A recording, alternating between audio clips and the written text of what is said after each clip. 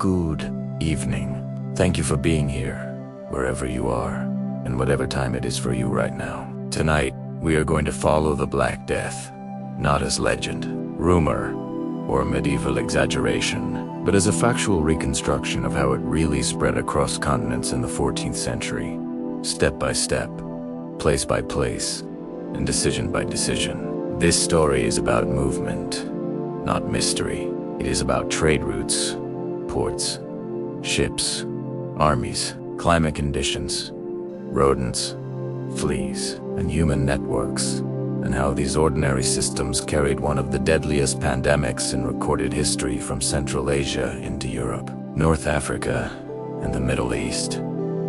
Over the course of this documentary, we will follow how the disease first emerged and where it likely originated, how it moved along land and sea routes without anyone understanding what they were carrying, why some cities were hit earlier and harder than others, how medieval societies interpreted the illness while it was spreading, and how the structure of the world at that time made containment nearly impossible. Few people realized that the Black Death did not arrive everywhere at once. It moved in waves. It paused, accelerated, changed direction, and sometimes vanished for months before returning. Understanding how it spread is essential to understanding why it was so devastating. This matters because the Black Death was not caused by panic, ignorance, or divine timing. It spread through systems that were functioning normally: trade, travel, communication, and survival. The people involved were not acting irrationally. They were doing what made sense in the world they knew. If you find this kind of long, calm, factual storytelling useful, consider liking the video and subscribing for more SleepTide documentaries designed for late-night listening. In the comments, tell us where you are watching from and what time it is there. And add this question: what do you think made the Black Death harder to stop? Lack of knowledge, or the way the medieval world was connected? Now, let's begin at the only place this story can start. Not in Europe, but far beyond it. To understand how the Black Death spread, it is necessary to understand the world it moved through. The mid-14th century was not an isolated or stagnant period. It was a time of expanding trade, frequent travel, and dense human interaction across continents. This mattered because the disease did not invade a closed system. It entered a world already linked by routes that moved people, animals, and goods over enormous distances. With surprising regularity, by the early 1300s, Europe, North Africa, the Middle East, and large parts of Asia were connected through a web of commercial and political relationships. Overland routes crossed Central Asia, linking China and the Mongol territories to the Black Sea. Maritime routes connected the Eastern Mediterranean to Italy, France, Iberia, and beyond. These routes were not occasional. They were active, maintained, and essential for economic survival. This mattered because the same systems that sustained cities also allowed disease to travel faster than anyone could perceive. Trade caravans moved along predictable corridors. Merchants traveled with goods such as silk, grain, spices, and metals. Animals traveled with them: horses, camels, and pack animals stored food, attracted rodents. Fleas moved easily between animals and humans. None of this was unusual or alarming at the time. This mattered because the early spread of plague did not look like an emergency. It looked like business as usual. At the same time, the climate of the early 14th century played a role. Periods of cooling and instability affected harvests across Eurasia. Famine weakened populations and increased dependence on trade. This mattered because malnutrition lowers resistance to illness. When disease arrived, many communities were already physically stressed. The political landscape also mattered. The Mongol Empire, though fragmenting, had created unprecedented connectivity across Asia. Roads were protected. Travel was encouraged. Information and goods moved more freely than they had for centuries. This mattered because plague likely traveled along the same protected routes that merchants and messengers used. Stability, not chaos, enabled early spread.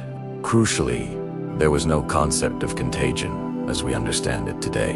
Illness was explained through imbalance of humors, environmental corruption, or divine cause. This mattered because people did not associate proximity, travel, or animals with disease transmission. No one thought to isolate travelers or inspect cargo for health risks. Ships docked, caravans entered cities. Markets continued to operate. Urban life intensified vulnerability. European and Middle Eastern cities were crowded, with narrow streets and shared living spaces. Waste disposal was limited. Animals lived close to humans. Grain storage inside cities attracted rats. This mattered because plague bacteria thrive in environments where rodents and humans overlap closely. Movement between rural and urban areas further increased exposure. Farmers brought goods into cities. Seasonal labor moved in response to harvest cycles. Pilgrims traveled to religious centers. Soldiers moved with campaigns and garrisons. This mattered because disease does not require mass migration to spread. It only requires continuous small-scale movement. Importantly, there was no single patient zero recognized at the time.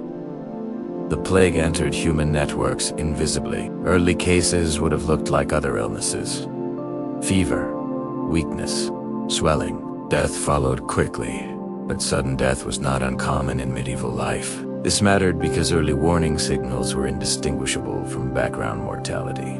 By the time patterns became obvious, the disease had already embedded itself into trade routes and population centers. The conditions that allowed prosperity also allowed transmission. No one made a wrong choice at the beginning. The world simply functioned as it had been designed to function. This is the setting in which the Black Death began its movement toward Europe, not as an invading force, but as an unintended passenger moving through a connected world that did not yet know what it carried. In the next part, we will trace the earliest identifiable origins of the plague and follow its movement westward along land routes, long before it ever reached to European ports.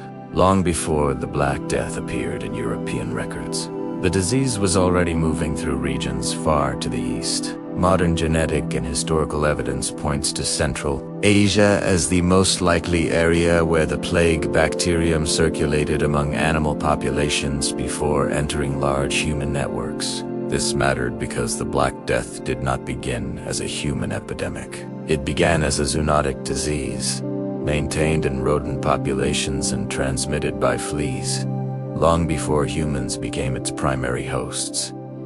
In the grasslands and highlands of Central Asia, plague existed in what scientists now call natural reservoirs. Wild rodents carried the bacterium without triggering massive fleas fed on these animals and sustained transmission within ecosystems that had coexisted with the disease for centuries. This mattered because stability in animal hosts allows a pathogen to persist quietly.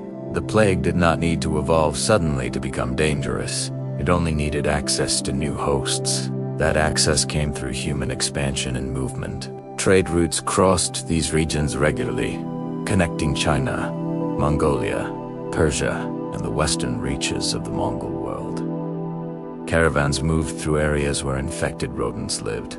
Fleas could transfer to pack animals or directly to humans.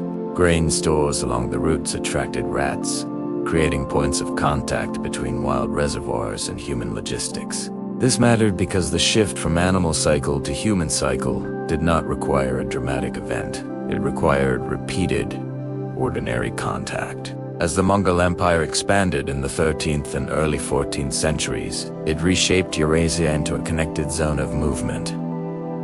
Cities along the Silk Road grew. Caravanserais offered shelter for merchants and animals. Roads were secured.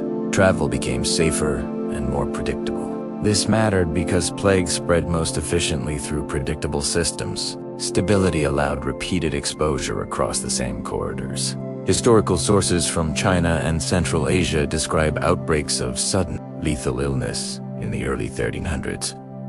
While these accounts are not always precise, they align with what modern analysis suggests. Plague was already causing regional epidemics decades before Europe experienced its first cases. This mattered because it shows that the Black Death did not erupt spontaneously in the West. It advanced gradually, with pauses and local outbreaks along the way. As the disease moved westward, it followed two main paths. One was overland, through Central Asia into Persia and the Middle East. The other was toward the Black Sea, where land routes met maritime trade. These paths were not isolated. Merchants, messengers, and soldiers moved between them. This mattered because convergence points amplified transmission.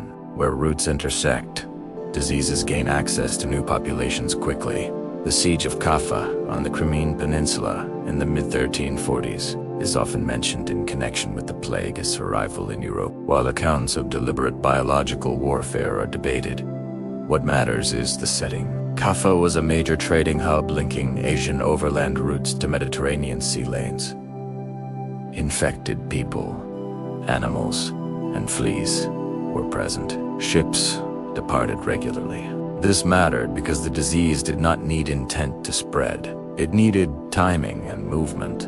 By the time plague reached ports on the Black Sea, it was no longer confined to isolated outbreaks. It had entered a phase of sustained transmission within human populations. Once ships began carrying infected rats and fleas toward Mediterranean ports, the conditions for a continental epidemic were in place. This mattered because maritime travel compressed distance. Journeys that took months by land took weeks by sea.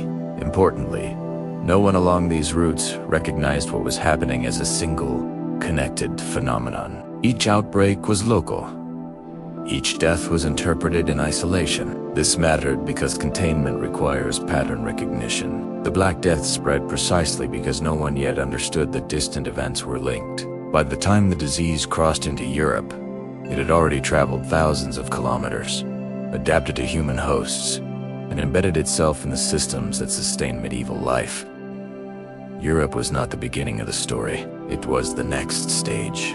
In the next act, we will follow that stage, in detail tracking how the plague entered Europe by sea, why port cities were hit first, and how maritime trade transformed a regional disease into a continental catastrophe. When the Black Death entered Europe, it did not arrive as a single dramatic event. It arrived quietly, aboard ships that looked no different from any others entering Mediterranean harbors. This mattered because the disease did not announce itself through unusual cargo or visible danger. It moved within systems that were trusted, familiar, and economically essential. By the mid-1340s, merchant ships were traveling regularly from the Black Sea into the Mediterranean. These vessels carried grain, textiles, spices, and other goods vital to European cities. They also carried rats, living in the holds, and fleas, feeding on those rats. This mattered because ships created a closed environment where rodents could thrive.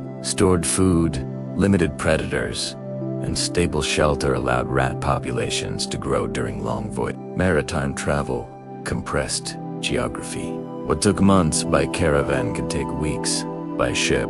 This mattered because it shortened the time between exposure and arrival. Infected fleas and rats could survive the journey. In some cases, infected humans could as well, especially during the early stages of illness when symptoms were mild or non-severe. The first European cities affected were port cities with heavy traffic and dense populations. These included major hubs in Italy and along the Mediterranean coast. Ships docked, cargo was unloaded, crews mingled with locals, and rats moved freely between vessels and shore. This mattered because ports were points of maximum contact. They connected distant regions physically and socially. Early cases did not immediately trigger alarm. People became ill with fever, weakness, and swelling. Sudden death was not unheard of in medieval cities. This mattered because recognition lagged behind reality. By the time patterns became undeniable, transmission was already underway within urban populations. Ports also functioned as redistribution centers. Goods arriving by sea were moved inland along rivers and roads. Merchants, sailors, and laborers traveled onward. Rats and fleas followed food supplies into warehouses, markets, and homes. This mattered because the plague did not stop at the water's edge. Ports were entry points, not endpoints. Urban conditions intensified spread. Housing was crowded. Streets were narrow. Waste accumulated. Grain storage attracted rodents. This mattered because once plague entered a city, it encountered an environment where rodent populations overlapped closely with human life. Transmission accelerated without requiring direct human-to-human contact. Importantly, no effective countermeasures existed. There were no inspections, quarantines, or closures at the moment of arrival. Ships were not isolated. Crews were not separated. Cargo was not disinfected. This mattered because delay was built into the response by default. Intervention only came after visible devastation. As multiple ports began reporting similar outbreaks within months, the scale of the problem became harder to ignore. Yet each city still interpreted events locally. There was no shared framework for understanding a continent-wide epidemic. This mattered because coordinated response requires shared interpretation. The Black Death spread faster than shared understanding could form. By the time inland cities began to see cases, the disease had already secured multiple footholds along the coast. Maritime trade had transformed a westward-moving disease into a multi-directional epidemic. From these ports, the Black Death would move rapidly along rivers, roads, and human networks deeper into Europe. In the next part, we will follow that inland movement, how rivers, roads, and everyday travel carried the plague beyond ports, and why attempts to flee or isolate often accelerated its spread instead of slowing it. Once the Black Death established itself in European port cities, its movement inland followed paths that were already essential to daily life. This mattered because the disease did not create new routes. It exploited existing ones, rivers, roads, and commercial corridors that connected coastal hubs to interior regions. What sustained medieval economies also sustained transmission. Rivers were among the most important conduits. Major waterways functioned as highways, moving goods faster and more cheaply than overland travel. Barges carried grain, textiles, wine, and people from ports into the heart of Europe. This mattered because river traffic linked cities that might otherwise have been insulated by distance. Infected rats and fleas traveled with cargo, settling into river towns and warehouses along the banks. Road networks amplified this effect. Although slower than rivers, roads connected villages, markets, and regional centers in dense webs of movement. Merchants traveled predictable circuits. Messengers carried information. Seasonal workers moved between countryside and city. This mattered because plague does not require mass migration. It spreads efficiently through continuous, small-scale movement repeated over time. Flight played a paradoxical role. As outbreaks intensified in port cities, some residents attempted to escape to the countryside or to less affected towns. This response was understandable.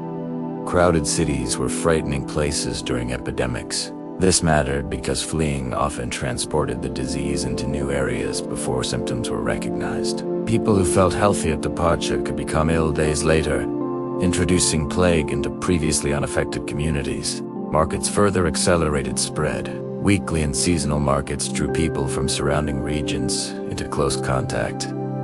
Goods exchanged hands. Animals were brought in. Food storage increased temporarily. This mattered because markets created short-term density spikes, ideal conditions for fleet transfer between hosts. A single infected rat or flea could seed multiple households during a market cycle. Religious travel also contributed. Pilgrimages did not stop immediately when the plague appeared. Faith was often turned to more intensely during crisis. Shrines, churches, and holy sites attracted visitors seeking protection or healing. This mattered because such gatherings concentrated people from diverse regions, creating opportunities for transmission that cut across normal social boundaries. Military movement added another layer. Armies did not halt because of disease. Soldiers marched, camped, and foraged, often under unsanitary conditions. This mattered because camps attracted rodents and concentrated humans under stress and malnutrition. When armies passed through regions, they left behind disruption that made communities more vulnerable to outbreak. Importantly, the plague did not move at a uniform speed. Some areas were hit quickly.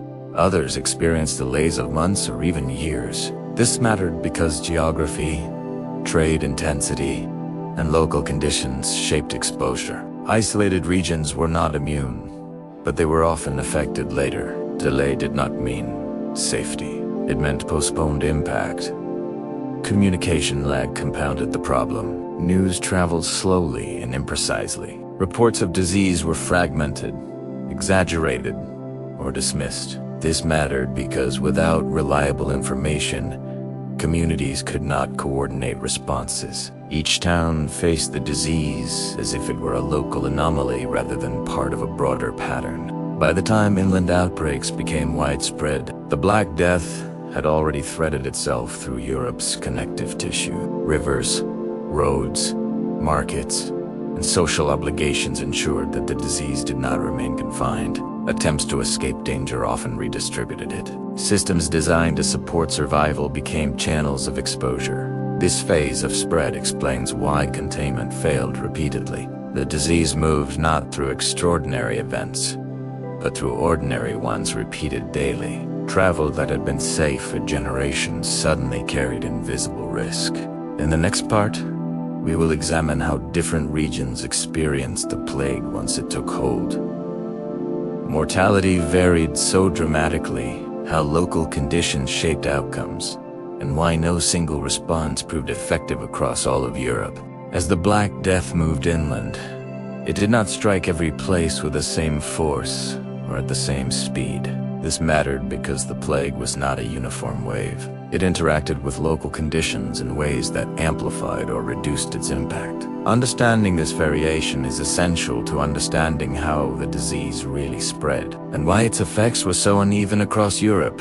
Population density was one of the most important factors. Large cities with crowded housing, shared wells, and heavy rodent presence experienced extreme mortality. Once plague entered these environments, transmission accelerated rapidly. This mattered because density shortened the distance between hosts.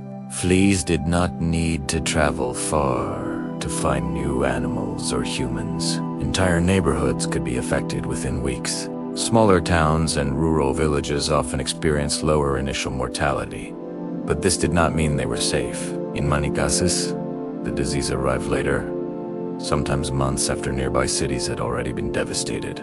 This mattered because delayed arrival created false confidence. Communities believed isolation protected them, only to be exposed later through trade, seasonal labor, or returning residents. Housing structure also played a role.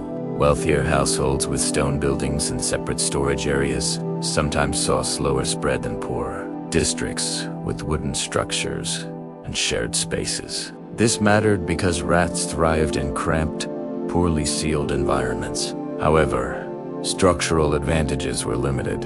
Once plague became widespread in a city, no neighborhood remained truly protected. Climate and season influenced outcomes as well. Plague transmission depended on flea survival, which was affected by temperature and humidity. Outbreaks often intensified during warmer months and slowed during colder periods, only to return later. This mattered because temporary declines were mistaken for resolution. Communities relaxed precautions or resumed travel, allowing the disease to reestablish itself. Social behavior further shaped mortality. Some towns attempted isolation by restricting movement or closing gates once deaths became obvious. Others continued trade out of necessity. This mattered because timing determined effectiveness. Early restrictions sometimes slowed spread. Late restrictions rarely did. Once plague was established locally, isolation measures offered little protection. Medical response varied, but was largely ineffective. Physicians relied on prevailing theories of humors, astrology, or miasma. Treatments included bloodletting, purging, and herbal remedies. This mattered because none addressed the actual transmission mechanism. Medical intervention did not stop spread, and sometimes weakened patients further. Fear altered behavior in ways that sometimes increased exposure. Abandoned homes became rodent havens. The sick were isolated without adequate care. Burial practices were rushed. This mattered because disruption of normal sanitation and care routines created new opportunities for transmission, even as people attempted to protect themselves. Mortality rates therefore ranged widely. Some cities lost a third of their population. Others lost half or more. Some rural areas were spared temporarily, while others were nearly emptied. This mattered because the plague was not governed by a single rule. It was shaped by interaction between biology and human systems at local scales. What united these experiences was unpredictability. No community could reliably anticipate how severe its outbreak would be or when it would arrive. This uncertainty undermined coordinated response. Each town acted in isolation, reacting rather than preparing. By the end of this phase, the Black Death was no longer a series of outbreaks linked to ports or trade routes. It had become embedded in European life, resurfacing repeatedly as conditions allowed. In the next part, we will examine how the plague continued to move, even after initial devastation, how it reappeared, changed form, and resisted efforts to eliminate it, turning a single pandemic into a recurring feature of medieval life. By the time the first wave of the Black Death had passed through much of Europe, the disease did not disappear in any definitive sense. This mattered because many communities expected an end once mortality declined. Instead, plague revealed a different behavior. It could withdraw temporarily, only to return when conditions allowed. What began as a catastrophic pandemic became a recurring presence embedded in the medieval world. One reason for this persistence was that the plague did not rely solely on continuous human transmission. Rodent populations provided a reservoir that allowed the bacterium to survive between outbreaks. Rats thrived in cities and towns where food storage was essential and waste management was limited. Fleas moved between rodents and humans whenever proximity increased. This mattered because even after large portions of a population died, the ecological conditions that supported plague often remained unchanged. Population loss did not eliminate risk. In some areas, the population actually increased vulnerability. Abandoned buildings became nesting grounds for rodents. Reduced labor disrupted sanitation and food distribution. This mattered because recovery created instability. When people returned to cities or resettled abandoned areas, they re-entered environments where plague could still circulate. Trade resumed as soon as it became possible. Economic survival required it. Ships sailed again. Markets reopened. Roads were used. This mattered because the same networks that had carried the first wave continued to function, while some ports attempted restrictions. Enforcement was inconsistent and often temporary. The pressure to restore commerce outweighed fear once immediate mortality declined. The disease also changed its expression. While the initial outbreak was dominated by bubonic plague, later waves sometimes involved pneumonic forms, which could spread more directly between humans under certain conditions. This mattered because it complicated understanding. Communities observed different symptoms and transmission patterns at different times, making it harder to recognize plague consistently or respond effectively. Medical and religious explanations did not adapt quickly enough to these changes. Treatments remained largely symbolic or harmful. Public rituals and processions sometimes increased gathering rather than reducing it. This mattered because responses often addressed meaning rather than mechanism. Without understanding transmission, measures were guided by tradition and belief rather than evidence. Crucially, no coordinated elimination effort existed across regions. Each city or kingdom acted independently, if at all. This mattered because disease does not respect borders. Even if one area reduced exposure temporarily, neighboring regions could reintroduce the plague through travel and trade. Fragmented response ensured persistence. Over time, plague became normalized as a background threat. Outbreaks were expected, if not understood. Communities developed coping mechanisms rather than prevention strategies. This mattered because normalization reduces urgency. The Black Death shifted from an unprecedented catastrophe to a recurring hazard woven into daily life. This persistence marked the end of the plague's initial spread and the beginning of its long-term presence in Europe. The disease was no longer moving into a new world. It was circulating within it, waiting for conditions that favored resurgence. With this, the arrival phase concludes. The Black Death had entered Europe, spread through its networks, varied in its impact, and proven resistant to elimination.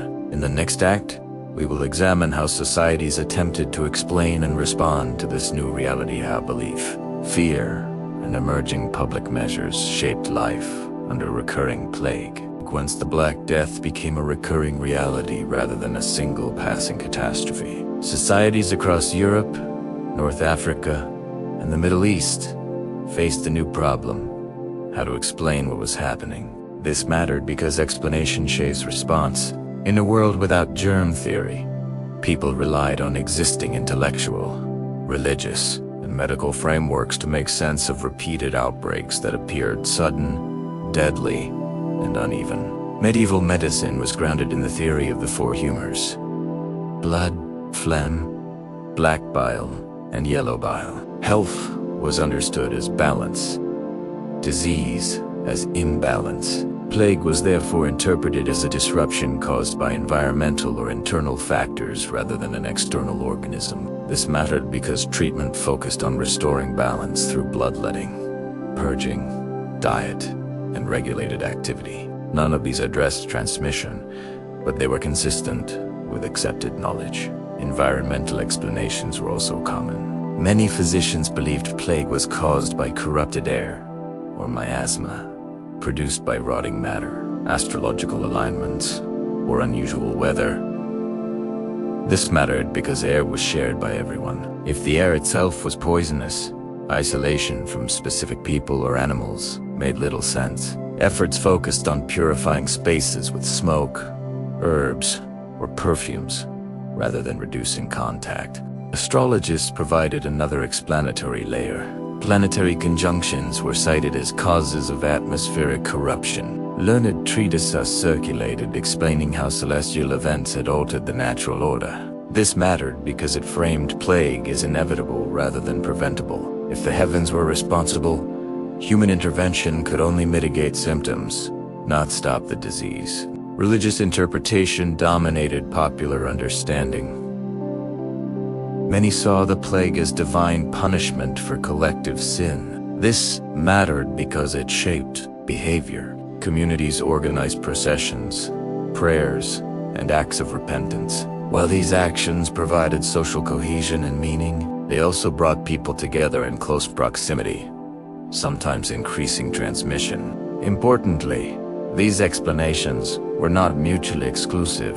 A single community might accept medical, environmental, astrological, and religious causes simultaneously. This mattered because responses were fragmented. Without a single causal model, no unified strategy emerged. Different groups acted according to different assumptions, often at the same time. The lack of a clear cause also fueled fear and scapegoating. Minority groups, outsiders, and marginalized populations were sometimes accused of causing the disease through poisoning or malice.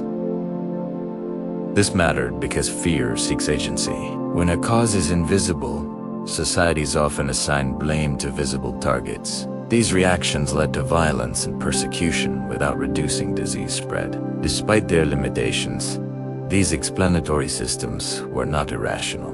They were built from observation, tradition, and the best available knowledge. People noticed patterns, seasonality, clustering, sudden onset and tried to fit them into existing frameworks. This mattered because misunderstanding was not due to ignorance alone, but to the absence of conceptual tools required to identify microscopic agents. The consequence of these explanations was not total paralysis.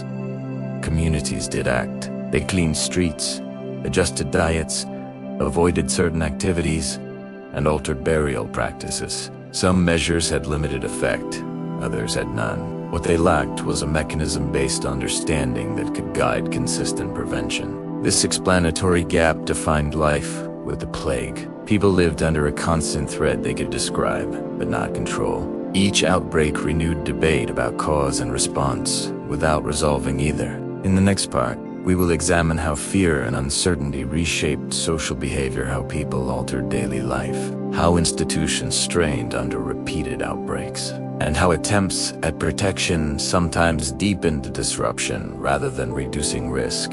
As plague outbreaks repeated across years and generations, fear became a permanent feature of daily life rather than a temporary reaction. This mattered because sustained fear reshapes behavior in ways that short-term panic does not. Communities adapted, not to eliminate the disease, but to live alongside the expectation of sudden loss. These adaptations altered how people worked, worshipped, traveled, and related to one another. One of the most immediate changes was in social interaction. Close contact became dangerous in ways people could sense, but not explain. Households isolated sick members when possible.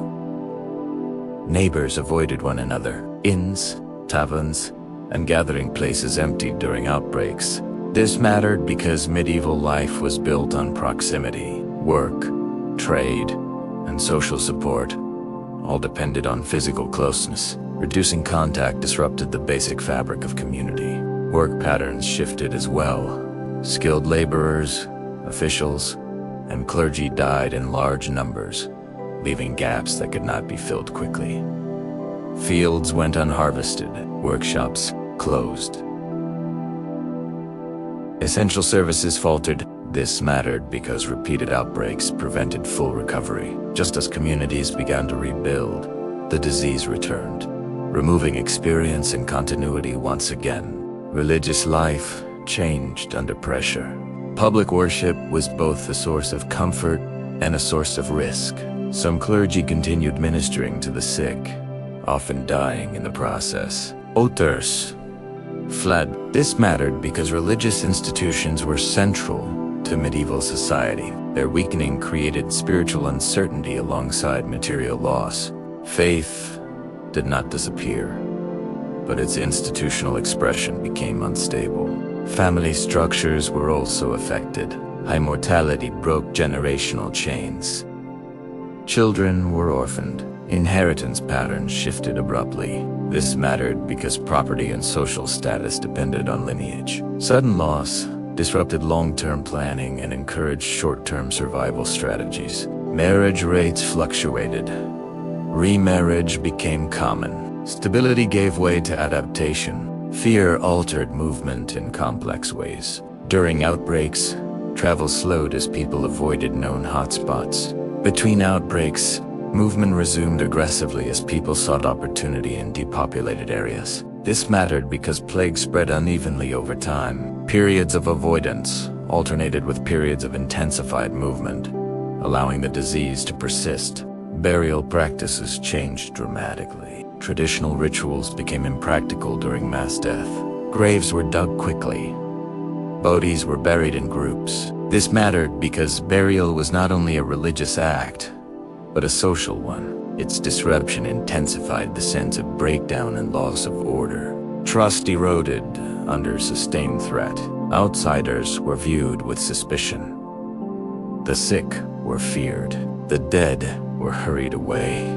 This mattered because cooperation declines when danger feels random and uncontrollable. Communities that relied on mutual aid found it harder to sustain it under constant risk. At the same time, some adaptations improved survival indirectly. People became more attentive to cleanliness. Crowded living arrangements were sometimes reduced as housing became available. Diets improved for survivors due to labor shortages and higher wages. This mattered because long-term changes altered vulnerability, even if people did not understand why. Living with plague meant living with uncertainty. People could not plan far ahead. They reacted to waves of danger rather than preventing them. This shaped a worldview focused on immediacy, contingency, and acceptance of sudden change.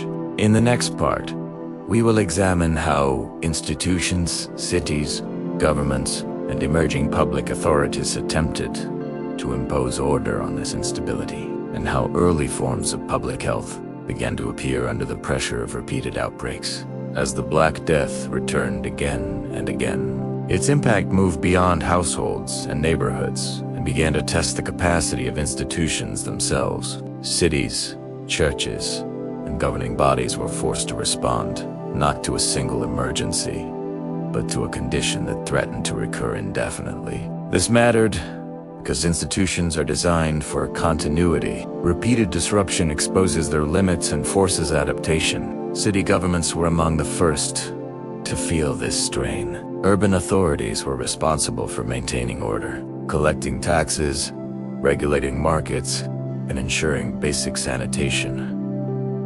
Plague undermined each of these functions simultaneously. Officials died or fled. Revenue collapsed as trade slowed and population shrank. This mattered because governance depends on presence and legitimacy. When leaders disappeared or enforcement weakened, rules became difficult to sustain. Despite these challenges, some cities began experimenting with measures aimed at limiting spread, even without understanding its cause. Authorities cleaned streets, removed waste, regulated burials, and restricted certain activities during outbreaks. This mattered because it represented a shift from purely interpretive responses to practical ones. Action was guided by observation rather than theory, even if the reasoning behind it was flawed. Quarantine emerged slowly and unevenly. Some ports required ships to wait before unloading. Travelers were sometimes isolated outside city walls. This mattered because it reflected a growing recognition that movement was linked to disease, even if the mechanism remained unclear. These measures were inconsistent and often resisted, but they marked an important change. Containment became a goal. Hospitals and care facilities faced overwhelming demand. Originally intended for the poor and the sick rather than for epidemic response, they quickly filled beyond capacity. This mattered because medical care was limited and dangerous. Caregivers were exposed constantly. Many died.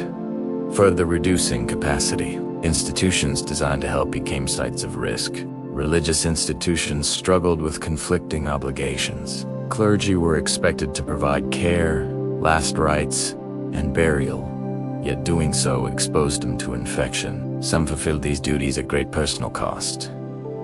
Others withdrew. This mattered because moral authority was tested. Communities judged institutions not only by survival, but by willingness to face danger alongside them. Legal systems were also disrupted.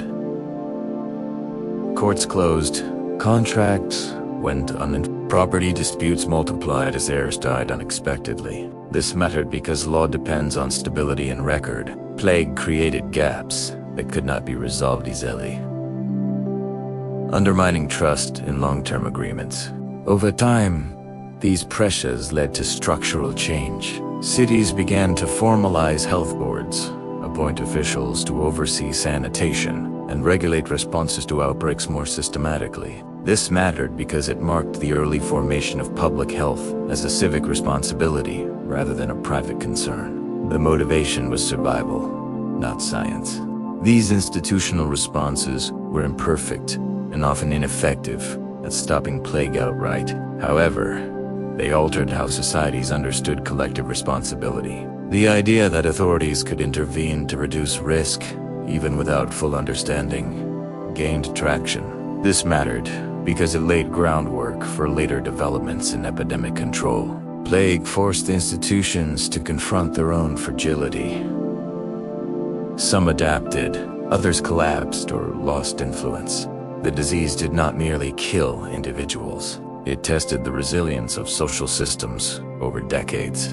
In the next part, we will examine how these repeated institutional stresses reshaped economies, labor, and social hierarchies, and why the long-term consequences of the Black Death extended far beyond the years of highest mortality. As the Black Death continued to return over successive decades, its most enduring effects emerged not only in mortality figures, but in the reordering of economic and social life. This mattered because, while death was immediate, its consequences unfolded slowly, reshaping structures that had defined medieval society for centuries. The plague did not simply interrupt the existing order. It altered the conditions under which that order could continue. Labor shortages were among the most immediate and transformative effects. With large portions of the population dead, Surviving workers found themselves in demand. Fields still needed to be cultivated, workshops still needed hands, and cities still required services. This mattered because scarcity shifted bargaining power. Wages rose. Workers gained leverage. In many regions, legal attempts to freeze wages failed in practice, as employers competed for labor. Land use changed as well. Marginal lands that had been cultivated under population pressure were abandoned. More fertile land became available to fewer people. This mattered because productivity per capita increased even as total output declined. Diets improved for many survivors, with greater access to meat, dairy, and varied crops. Better nutrition, in turn, altered resilience to future illness. Urban economies were reshaped. Some cities shrank permanently.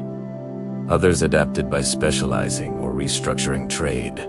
This mattered because plague did not strike uniformly. Regions that recovered faster gained relative advantage. Economic geography shifted, with long-term effects on trade patterns and political power. Social hierarchies were strained. Traditional obligations between lords and peasants weakened as labor scarcity empowered the lower classes. Attempts to enforce pre-plague norms through law often provoked resistance. This mattered because the plague exposed the dependence of elites on the labor they had previously controlled. Authority based on population abundance no longer functioned the same way. Inheritance patterns also changed. Sudden death redistributed property rapidly. Widows and orphans gained control of assets. Family lines ended. This mattered because wealth moved unpredictably, disrupting long-established concentrations of land and power. Social mobility increased, not through policy, but through demographic shock. Cultural responses reflected this instability. Art, literature, and religious expression increasingly emphasized mortality, impermanence, and uncertainty. This mattered because culture absorbs lived experience. The awareness of sudden death reshaped values, priorities, and expectations about the future. Long-term planning coexisted with a heightened focus on the present. Importantly, these changes were uneven and contested. Not all regions experienced the same shifts. Not all gains persisted. Some institutions reasserted control once populations stabilized. This mattered because the plague did not produce a single outcome. It created pressure, and societies responded differently based on existing structures and choices. What united these outcomes was a lasting alteration of assumptions. The medieval world before the Black Death assumed demographic growth, stability, and continuity. Afterward, uncertainty became a permanent consideration. This mattered because it changed how people related to work, authority, and risk. By the end of this act, the Black Death was no longer simply a disease moving through populations. It had become a force reshaping economies, hierarchies, and expectations across generations. The plague did not end medieval society, but it transformed it in ways that outlasted the pathogen itself. In the next act, we will move beyond lived experience and examine how memory, evidence, and later interpretation shaped what the Black Death came to mean, how historians reconstructed its spread, how myths formed, and how modern science eventually clarified what medieval societies could not see. When the Black Death receded from immediate view, what remained was not a clear, unified memory of what had happened, but a fragmented one. This mattered because memory is shaped by survival, loss, and explanation. Those who lived through the plague did not record it as a single, coherent event. They experienced it as repeated shocks, separated by periods of uneasy normality. What later generations inherited was a patchwork of accounts, shaped as much by fear and belief as by observation. Contemporary chronicles focused on impact rather than mechanism. Writers described sudden death, overflowing burial grounds, and the collapse of social norms. These accounts were vivid, but they rarely traced pathways of spread. This mattered because people recorded what felt extraordinary, not what felt ordinary. Trade routes, markets, and daily travel key to transmission were too routine to attract attention, even as they carried the disease. Language also limited memory. Without a concept of bacteria or vectors, observers lacked words to describe how the disease moved. Illness appeared to strike unpredictably. When causes are invisible, narratives fill the gap.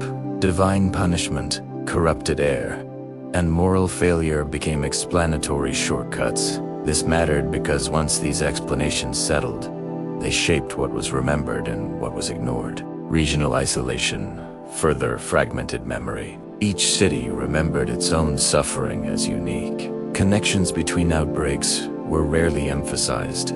This mattered because a continental pandemic was experienced locally. Without rapid communication, no shared narrative of spread emerged at the time. The Black Death was many local disasters, not one recognized system. Over time, repetition blurred memory. Later outbreaks were folded into the memory of the first. Dates mixed. Causes emerged.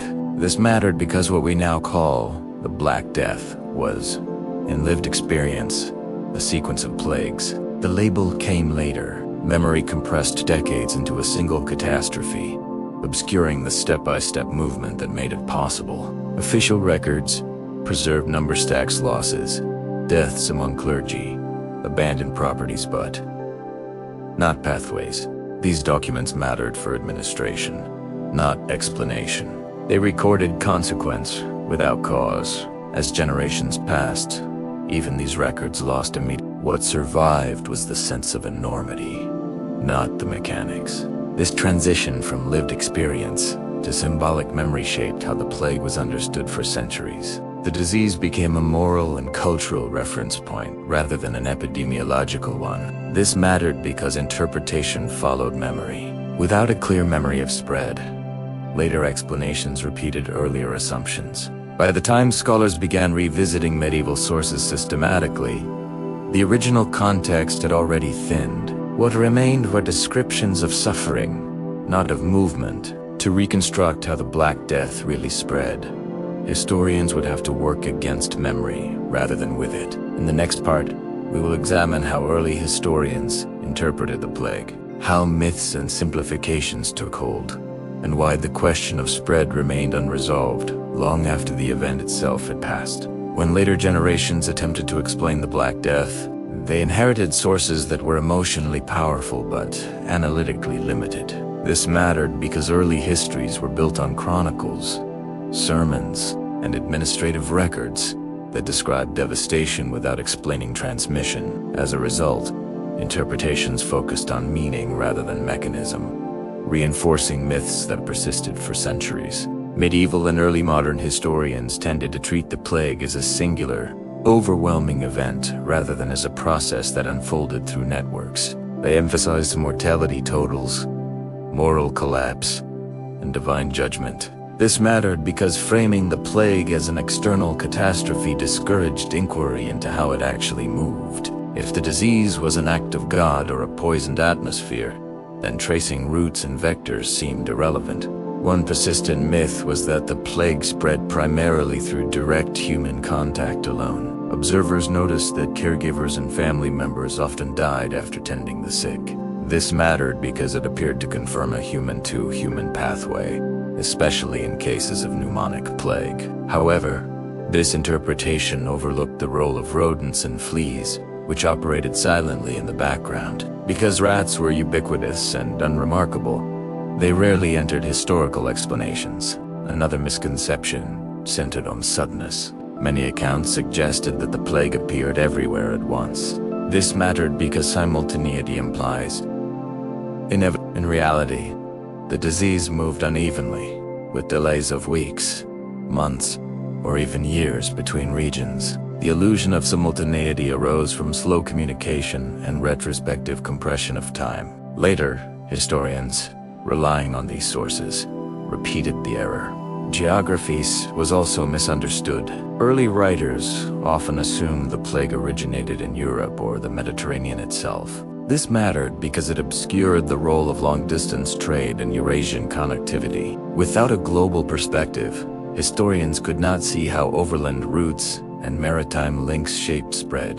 The Black Death remained a European story, detached from its Asian origins. Attempts to correlate plague outbreaks with astronomical events, weather anomalies, or moral decline, further delayed understanding. These explanations were internally consistent within contemporary worldviews, but they diverted attention from observable patterns of movement. This mattered because evidence of spread was present ports first, then inland towns, then rural areas, but it was not assembled into a coherent model. Even as scientific thinking advanced in other fields, plague remained resistant to explanation. Microscopes existed before bacteria were identified as disease agents, but the conceptual leap had not yet occurred.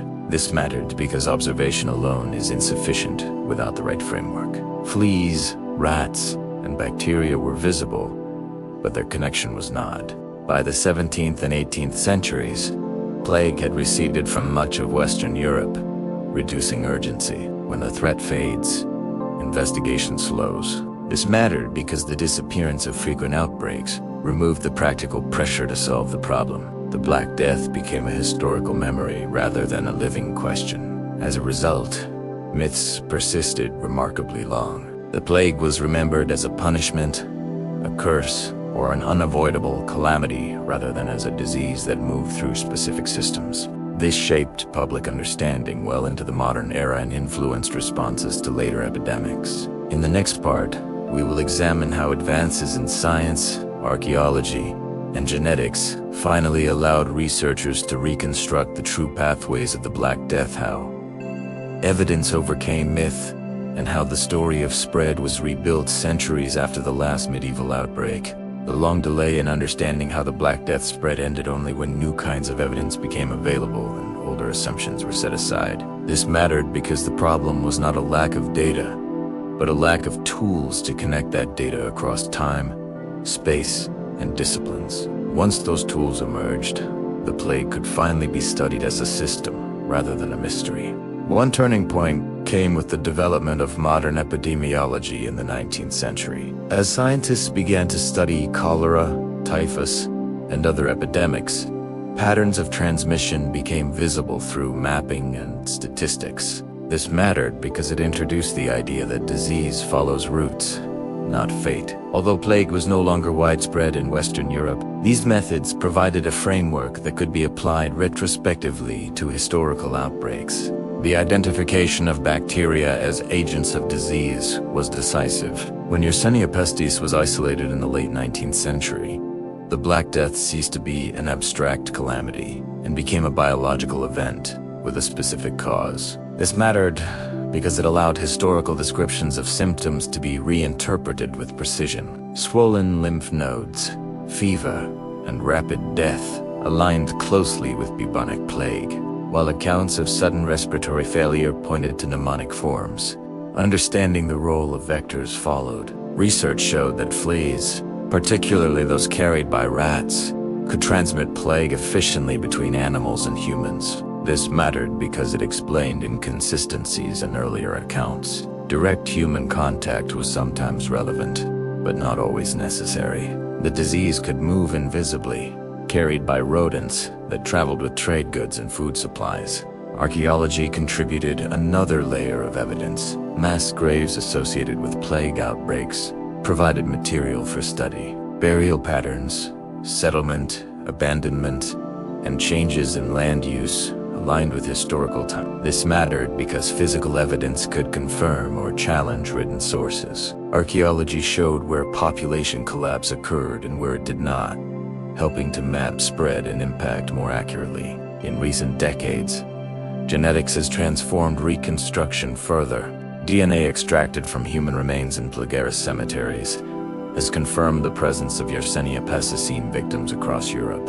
This mattered because it eliminated lingering doubt about diagnosis. More importantly, genetic analysis revealed relationships between strains found in different regions, allowing scientists to trace pathways of movement over time. These genetic findings support a model in which the Black Death entered Europe multiple times through different routes rather than spreading from a single point uniformly. This mattered because it explains why outbreaks appeared nearly simultaneously in distant ports and why containment failed. The disease was not advancing along a single front. It was arriving repeatedly through interconnected networks. Climate data also played a role in Reconstruction. Tree rings, ice cores, and historical climate records indicate periods of instability that affected rodent populations in Central Asia. This mattered because ecological disruption can push diseases from animal reservoirs into human systems. Climate-linked shifts help explain why plague intensified at certain times rather than remaining dormant. By combining epidemiology, microbiology, archaeology, genetics, and climate science, historians could finally reconstruct how the Black Death really spread. The picture that emerged was complex, but coherent. A disease maintained in animal reservoirs, released by ecological change, carried along trade networks, amplified by urban conditions, and sustained by human movement. This reconstruction did not replace medieval memory. It corrected it. It showed that the plague was neither random nor inevitable, but contingent on systems that could be identified and, in theory, altered. Understanding came centuries too late to help those who lived through it, but it reshaped how later societies understood epidemic risk. In the next part, we will close this act by examining what this reconstructed understanding changes about the meaning of the Black Death. How it shifts interpretation away from myth and toward mechanism, and why that shift still matters today, when the Black Death is reconstructed through modern evidence rather than inherited memory. Its meaning changes in a fundamental way. This mattered because interpretation shapes not only how the past is understood, but how present and future risks are framed. The shift from myth to mechanism did not diminish the scale of the catastrophe. It clarified it. Seeing the plague as a system-driven event reframes responsibility. The disease did not spread because medieval people were uniquely ignorant or careless. It spread because the world they inhabited was structured in ways that allowed it to spread. Trade routes were efficient. Cities were dense. Food storage attracted rodents. Travel connected distant regions continuously. This mattered because it removes moral judgment from historical analysis and replaces it with structural explanation. This reconstruction also corrects the idea of inevitability. The Black Death was devastating, but it was not magical or unstoppable by nature. Its spread depended on identifiable pathways. Overland routes, maritime trade, urban environments, and ecological disruption. This mattered because it shows that outcomes were contingent. Different structures would have produced different results, even without modern medicine. Understanding mechanism also explains why responses failed. Measures based on air purification, prayer, or isolation of individuals could not stop a disease carried by fleas and rats embedded in supply systems. This mattered because failure was not due to lack of effort, but to misalignment between cause and response. Actions targeted symptoms and meanings rather than vectors. The myth-based memory of the plague emphasized suddenness and totality. Mechanism-based reconstruction reveals duration and variability. Some regions were hit early, others late. Some were devastated, others less. So, this mattered because it restores time to the narrative. The plague unfolded over years, not moments, and spread through repeated, ordinary movements rather than a single wave. This change in understanding also reshapes how suffering is interpreted. Medieval accounts often portrayed the plague as indiscriminate. Evidence shows it was uneven, shaped by density, trade intensity, and living conditions. This mattered because it aligns historical experience with physical reality. Randomness existed, but within constraints imposed by systems. Importantly, reconstructing spread does not erase the emotional reality recorded in medieval sources. Fear, grief, and confusion were real and overwhelming. What changes is how those emotions are situated. They become responses to an invisible system rather than to an incomprehensible force. This mattered because it honors lived experience without mistaking it for explanation. The Black Death's modern interpretation also altered how later epidemics were studied. Once historians and scientists understood that disease moves through networks, not destiny, public health became a matter of infrastructure, surveillance, and intervention rather than moral correction. This mattered because the plague's reconstruction influenced thinking long after the pathogen itself receded. What emerges from this act is a clearer boundary between memory and evidence. Memory preserved the scale of loss. Evidence preserved the pattern of spread. Only when both are held together does the Black Death become fully intelligible. One without the other produces distortion, either cold abstraction or unexamined myth. By the time this reconstruction was possible, the medieval world that suffered the plague was long gone. Understanding arrived too late to change their outcomes, but it arrived in time to change how future societies thought about risk, connectivity, and vulnerability. With this, the act closes. The Black Death moves from lived terror to fragmented memory to reconstructed system. In the next act, we will step back and examine what this fully reconstructed picture ultimately tells us, not about medieval Europe alone, but about how interconnected worlds create both prosperity and fragility at the same time. Well, by the time the Black Death had been fully reconstructed as a system-driven event, one conclusion became unavoidable. The plague did not spread in spite of medieval connectivity, but because of it. This mattered because the same networks that generated prosperity, stability, and growth also created vulnerability on a scale that had not existed before. The Black Death exposed a structural trade-off embedded in an increasingly connected world. In the centuries before the plague, Eurasia experienced an expansion of trade and movement unprecedented in earlier periods. Goods traveled farther, more regularly, and in greater volume. Cities grew as hubs of exchange. Ports flourished. Roads and rivers became reliable arteries of commerce. This mattered because disease does not need extraordinary circumstances to spread. It needs consistency. The medieval world provided that consistency through routine movement. Connectivity produced abundance. Access to distant grain supplies reduced famine risk. Imported goods enriched markets. Information traveled faster than before. This mattered because these systems were widely perceived as unqualified improvements. Few people questioned whether connectivity itself carried risk. The benefits were visible. The dangers were invisible.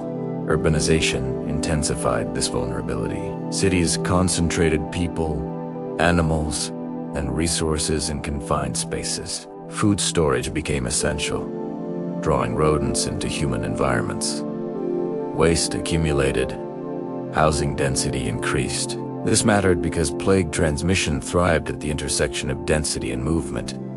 Cities were not unhealthy anomalies. They were successful adaptations to economic growth. Their very success increased exposure. The structure of medieval trade amplified risk further. Goods moved through chains rather than single exchanges. A shipment might pass through multiple hands, warehouses, and transport modes. This mattered because each transfer created new opportunities for rodents and fleas to relocate. The plague did not need to infect every link directly. It only needed to persist somewhere along the chain. Political stability also played a role. Secure roads and protected trade corridors encouraged travel. Merchants planned routes with confidence. This mattered because instability can disrupt transmission by interrupting movement. Stability sustains it. The Black Death spread most effectively through regions where systems were functioning well, not where they were collapsing.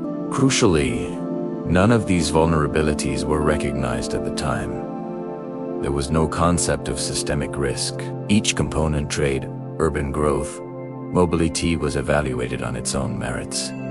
This mattered because risk emerges from interaction. No single factor caused the plague's spread. It was the combination that created conditions for catastrophe. The Black Death therefore reveals a pattern that extends beyond its historical moment. Highly connected systems deliver efficiency and resilience under normal conditions. But they can also transmit shocks rapidly when something goes wrong. This mattered because the medieval world lacked buffers, Once the disease entered the network, it moved faster than adaptation. Importantly, vulnerability did not imply failure.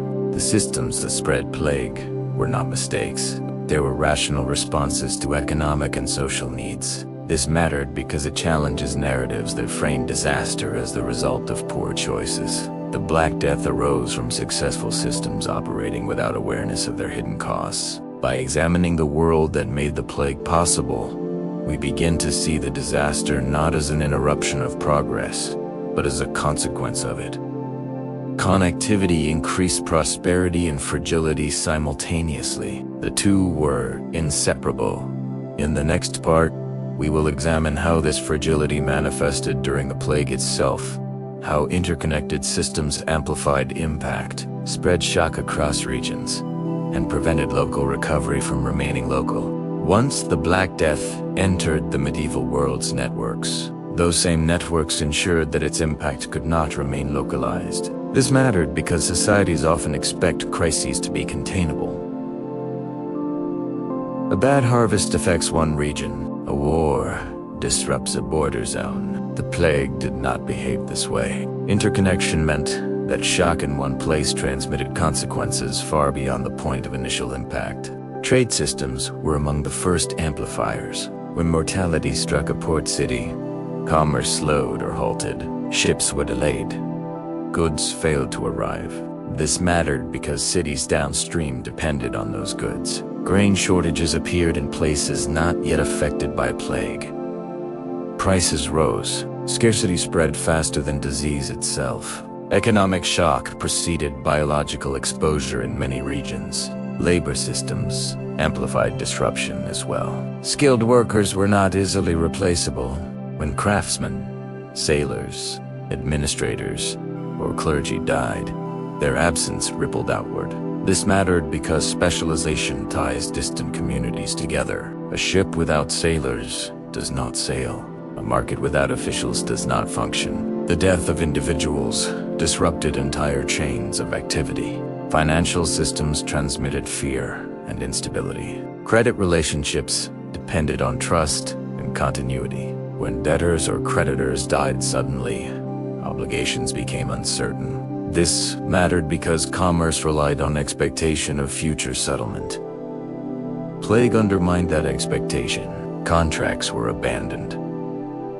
Investment slowed. Economic caution spread even where disease had not yet arrived. Political systems were affected similarly. Rulers relied on tax revenue, administrative continuity, and military readiness. Plague reduced populations unevenly, weakening some regions more than others.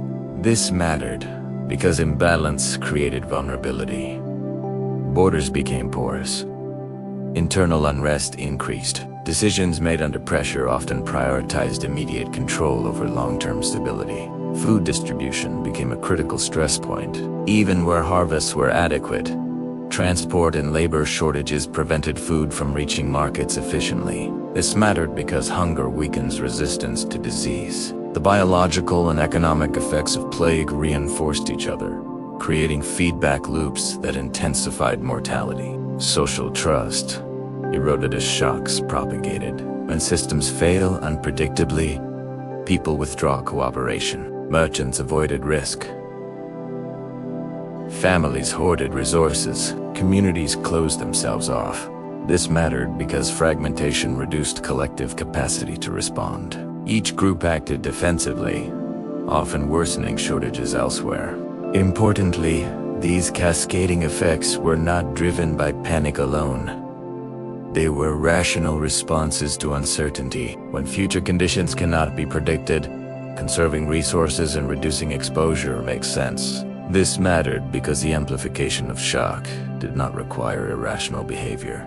It emerged from reasonable decisions, interacting across a connected system. The plague therefore revealed a critical property of interconnected worlds. Resilience at one scale can produce fragility at another.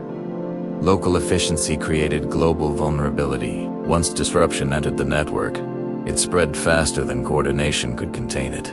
This amplification explains why the Black Death transformed from a series of outbreaks into a systemic crisis. Disease, economic disruption, and political instability reinforced one another across regions. No area could isolate itself completely without cutting off vital lifelines. In the next part, we will examine how communities attempted to create buffers against this amplification, how isolation, regulation, and restructuring were used to slow transmission and stabilize systems, and why these efforts met with only limited success.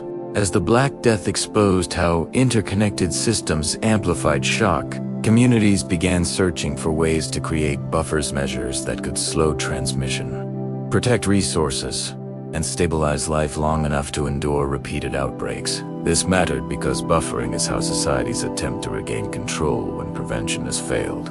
The medieval world experimented with isolation, regulation, and restructuring, often learning through failure rather than success. Isolation was the most intuitive response. Cities closed gates, restricted entry, and expelled travelers once outbreaks were recognized nearby. This mattered because isolation aimed to interrupt movement, the primary driver of spread. In some cases, early isolation delayed arrival. However, timing was decisive. Measures implemented after the disease was already present had little effect. Isolation also carried costs. Cities depended on external supplies. Closing gates threatened food access and trade, forcing authorities to balance protection against starvation. Quarantine emerged unevenly as a more targeted buffer. Some ports required ships to wait before unloading, keeping crews and cargo separated from the city. This mattered because it acknowledged a link between travel and disease without fully understanding vectors. Quarantine worked best where it was systematic, enforced, and sustained.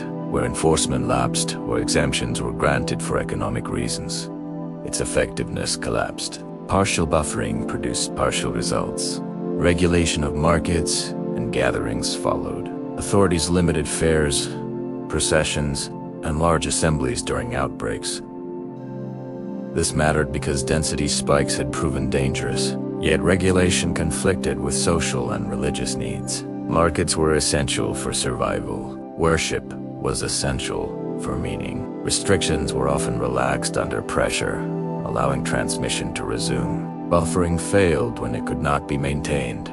Sanitation reforms were another approach. Cities removed waste, cleaned streets, and regulated slaughterhouses and burial practices. This mattered because these actions sometimes reduced rodent habitats and improved general health. However, sanitation alone could not address fleas and rats embedded in food storage and housing. Improvements helped at the margins but did not break transmission cycles. Restructuring settlement patterns occurred more slowly. Depopulation reduced crowding. Housing became more available. Some cities widened streets or relocated activities.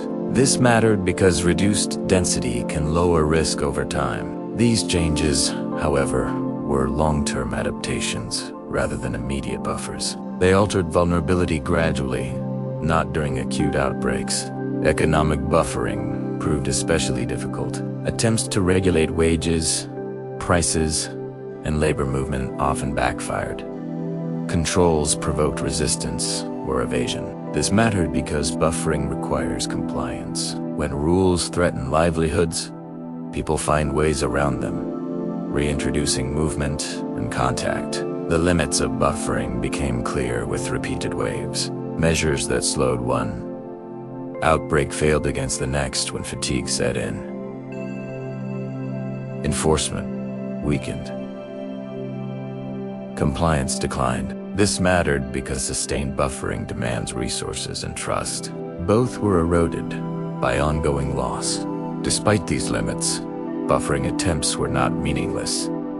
They generated knowledge. Authorities learned that early action mattered, that movement carried risk, and that coordination was necessary. This mattered because it seeded future public health thinking, even if immediate success was limited. In the next and final part of this act, we will examine what remained after buffering failed, how societies adapted expectations, normalized risk, and redefined resilience in a world where complete safety was no longer achievable. When repeated attempts at buffering failed to stop the Black Death permanently, medieval societies faced a difficult adjustment. The question shifted from how to prevent the disease entirely to how to live in a world where outbreaks could return at any time. This mattered because resilience is not only about resistance, it is also about adaptation, about redefining what stability means when absolute safety is no longer achievable. One of the clearest signs of this shift was the normalization of risk. Communities came to expect plague as a recurring feature of life, rather than an exceptional event. This mattered because expectation changes behavior. Instead of mobilizing extraordinary measures indefinitely, societies built routines around the possibility of outbreak. Seasonal awareness increased. People learned when risk was higher and modified activity accordingly. Even without understanding the mechanism, economic behavior adapted to this new reality. Contracts became shorter. Obligations were structured to account for sudden death.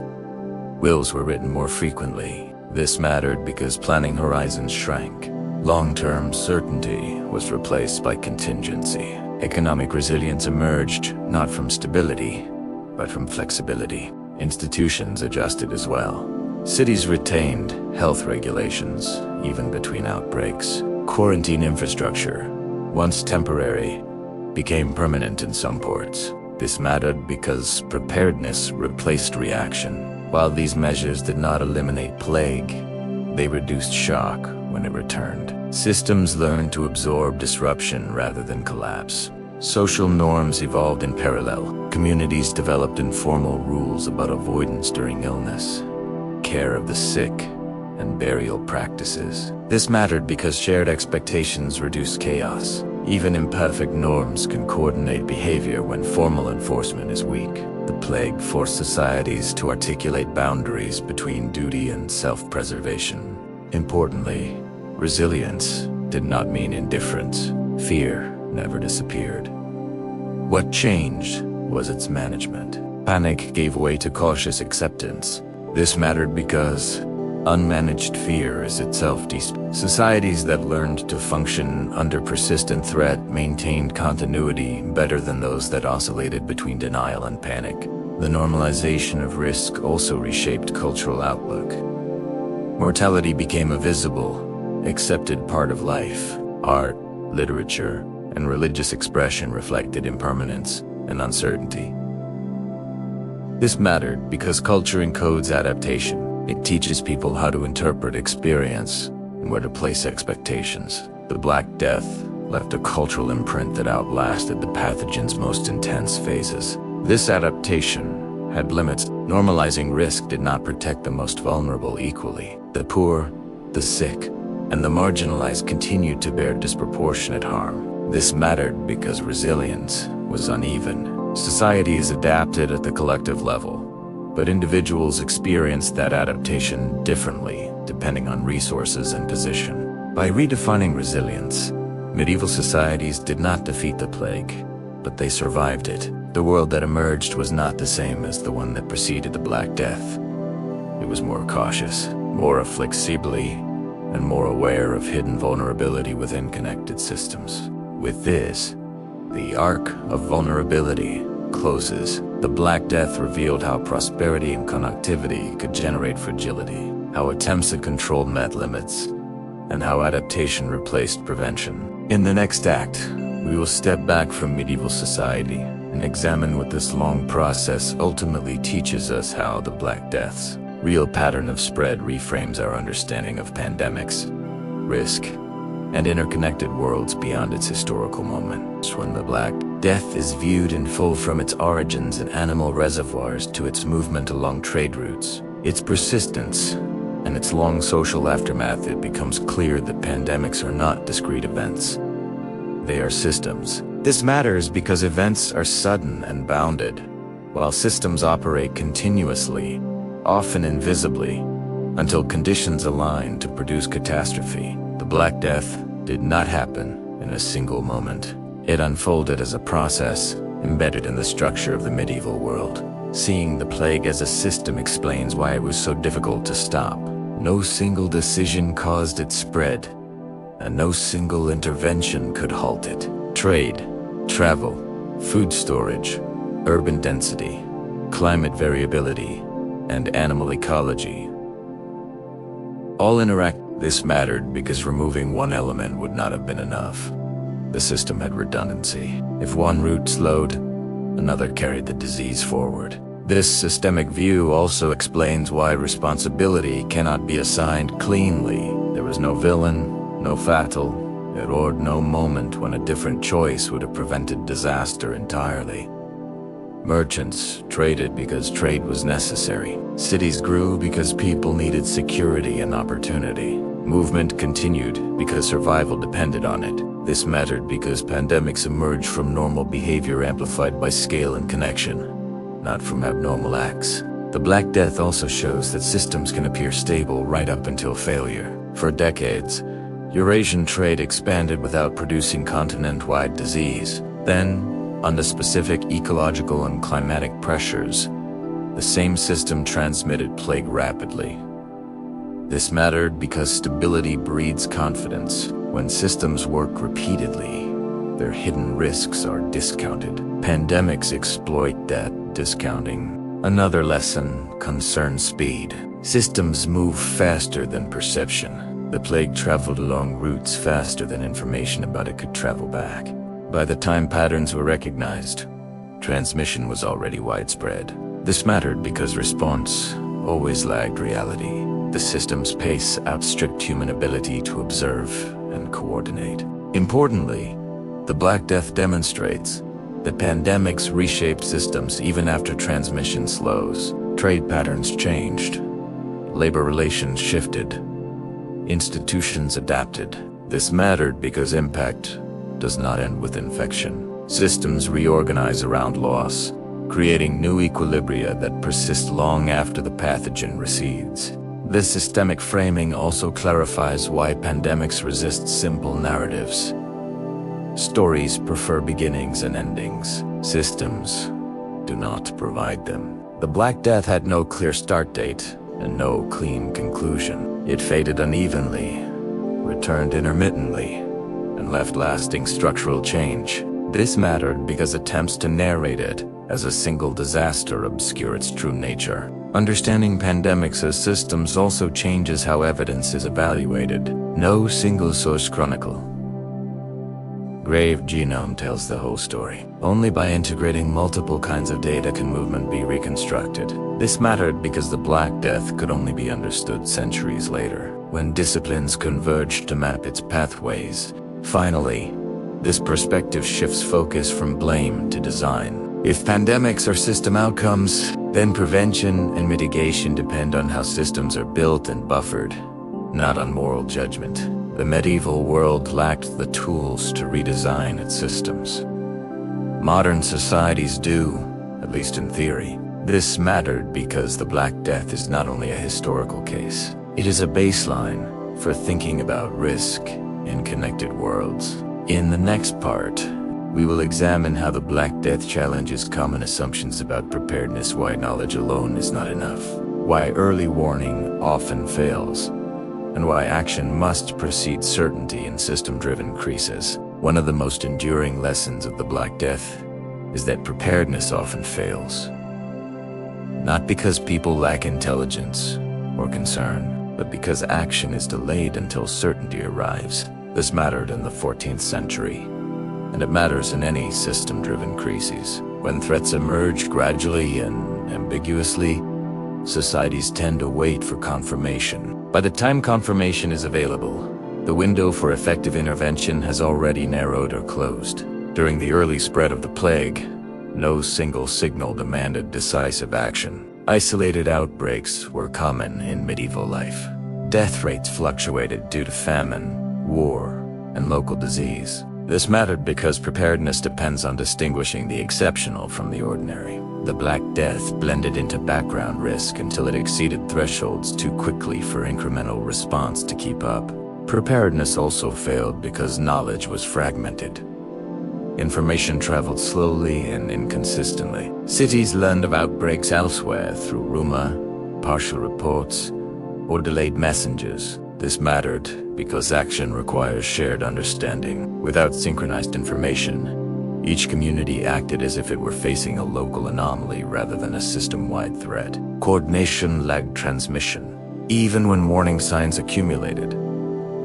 Uncertainty paralyzed decisions. Closing ports, restricting markets, or halting travel carried immediate economic and social costs. Leaders faced trade-offs without reliable forecasts. This mattered because preparedness is costly upfront, and its benefits are invisible when successful. Medieval authorities hesitated to impose measures that might prove unnecessary. The plague exploited that hesitation. The Black Death also shows how preparedness is constrained by incentives. Merchants needed to trade. Cities needed food. Workers needed wages. This mattered because systems reward continuity. Measures that interrupt normal function face resistance, even during emerging crises. Preparedness that threatens livelihoods is difficult to sustain without clear justification. Certainty became the currency for action, and certainty arrived too late. Another barrier was the mismatch between threat and response. Measures were designed around incorrect assumptions: bad air, divine punishment, individual contagion rather than vectors embedded in supply systems. This mattered because even decisive action can fail if it targets the wrong mechanism. Preparedness based on meaning rather than mechanism reduces effectiveness while consuming resources. The timing problem compounded these failures. Once mortality surged, uncertainty arrived. Preparedness measures intensified, but by then, transmission was already widespread. Closing gates after entry, isolating the sick after exposure, or halting travel after seeding had occurred could not reverse momentum. This mattered because preparedness must operate ahead of visible impact, not behind Italiano. The Black Death also reveals the psychological costs of false alarms. When early measures failed to prevent outbreaks, trust eroded. People became skeptical of restrictions that appeared ineffective. This mattered because repeated failure reduces compliance. Preparedness requires credibility. Without it, even well-designed measures face resistance. Importantly, none of this implies that medieval societies were uniquely flawed. The structural problem is universal. Systems that depend on continuous movement and exchange cannot easily pause without harm. Threats that move invisibly through those systems exploit that dependency. The Black Death exposed a pattern that recurs whenever certainty is treated as a prerequisite for action. The core lesson is not that preparedness is impossible, but that it must be designed to operate under uncertainty. Waiting for proof is itself a decision, one that favors continuity over caution. In the medieval world, continuity won, until it could not. In the next part, we will examine how this lesson reframes the idea of prevention. Why prevention is often about redesigning systems rather than reacting to threats, and how the Black Death clarifies the difference between reducing risk and eliminating it. The Black Death clarifies a distinction that is often blurred in times of crises. The difference between eliminating a threat and reducing the risk it poses. This mattered in the medieval world because elimination was not possible with the tools available. It also matters more broadly because systems rarely allow total removal of risk without sacrificing the functions that make them valuable in the first place. The plague shows that prevention is less about stopping movement entirely and more about shaping how systems behave under stress. Elimination assumes a single cause that can be removed. The Black Death did not have one. It depended on a network of conditions: animal reservoirs, vectors, trade routes, urban density, and human behavior. Removing any single element would not have sufficed. This mattered because it exposes a common error in prevention strategies, focusing on one visible factor while leaving the system intact. Medieval responses targeted air, morality, or individual contact, but the system continued to function as before. Risk reduction, by contrast, operates on multiple levels simultaneously. It does not require certainty about every mechanism, but it does require understanding where amplification occurs. The plague amplified at points of density, transfer, and storage. Ports, markets, warehouses, and crowded housing were not causes, but multipliers. This mattered because redesigning these points through spacing, sanitation, and regulation could lower transmission, even without eliminating it. The medieval world began to approach risk reduction gradually, often without naming it as such. Quarantine slowed introduction at ports. Street cleaning reduced rodent habitat. Limits on gatherings lowered density temporarily. These measures did not eradicate plague, but they reduced peak mortality in some outbreaks. This mattered because partial success is still success when total success is unattainable. The problem was not that measures failed absolutely, but that expectations were absolute.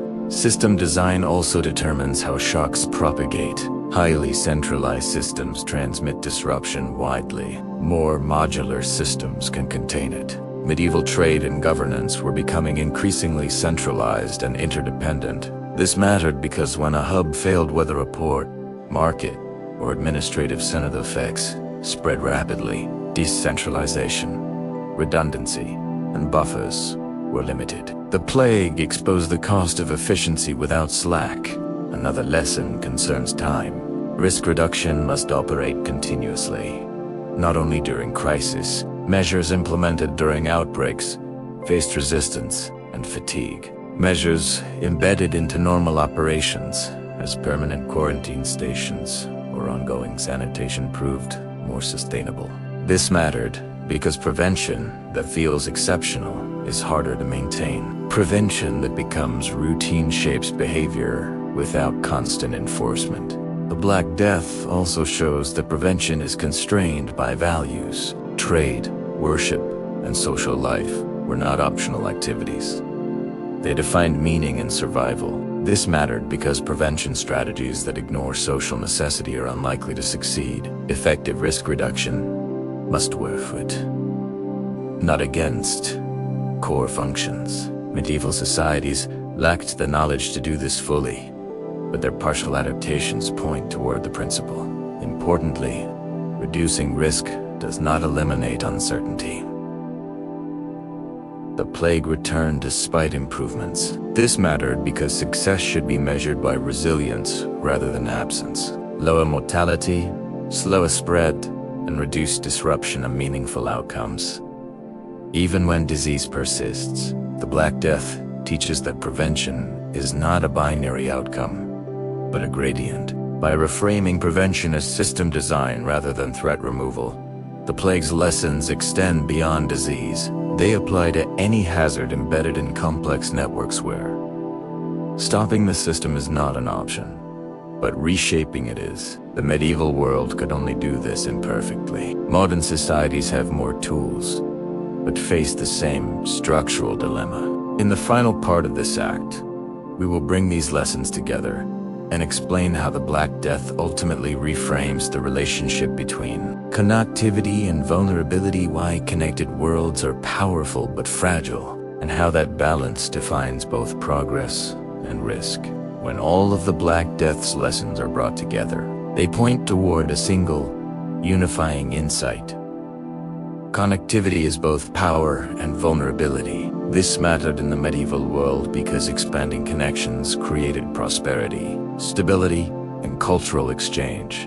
But they also bound distant regions into a single system capable of transmitting catastrophe. The plague revealed that progress and fragility are not opposites. They grow together. Connectivité, magnified scale. Trade routes allowed goods, ideas, and people to move farther and faster than ever before. This mattered because scale changes consequences. A local disease could become a continental pandemic. A disruption in one port could destabilize distant markets. The Black Death did not invent vulnerability. It expanded it by operating within a larger, faster system. The plague also demonstrated that fragility is often hidden by success. For decades, Eurasian trade networks functioned without producing a disaster of this magnitude. This mattered because reliability breeds confidence. Systems that work repeatedly are assumed to be safe. Their failure modes remain invisible until they are activated. The Black Death was not caused by reckless expansion, but by expansion without awareness of systemic risk.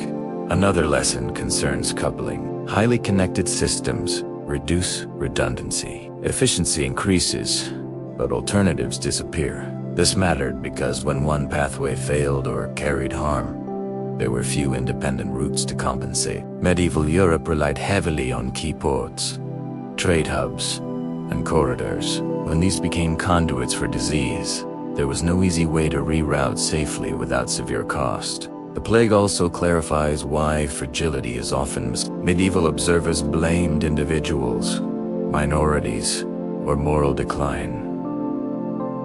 These explanations personalize failure. What they missed was structural exposure. This mattered because blaming people obscures systems.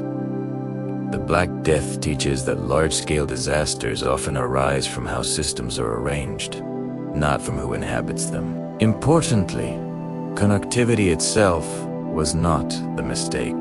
Isolation would have produced famine, stagnation, and vulnerability to other threats. This mattered because the lesson is not to retreat from connection, but to understand its consequences. Progress requires movement.